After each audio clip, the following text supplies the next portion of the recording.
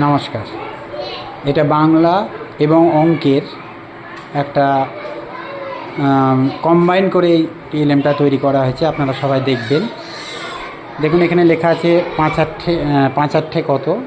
ছাত্ররা যদি সঠিক বলতে পারে যে 5 8 40 হয়, তাহলে তার একটা বিপরীত শব্দ সে ভিতর থেকে গিফট হিসাবে পেয়ে যাবে এবং শব্দটা সে জানতে পারবে তার বিপরীত। 5 8 এখানে লেখা আছে দিন।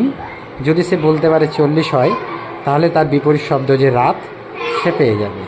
অমনি করে এই প্রতিটা জিনিস তৈরি হয়েছে। 9 9 81, তাহলে 9 9 9 9 এখানে লেখা আছে শুভ। 81 এখানে তার বিপরীত শব্দটা লেখা আছে অশুভ।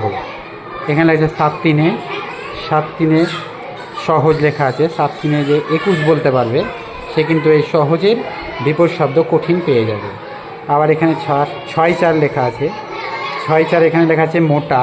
6 4 যেটা 24 হবে, যে বলতে পারবে সে তার মোটার বিপরীত পাতলা পেয়ে যাবে। আবার এখানে 7 8 7 লেখা আছে। 8 7 লেখা আছে খালি।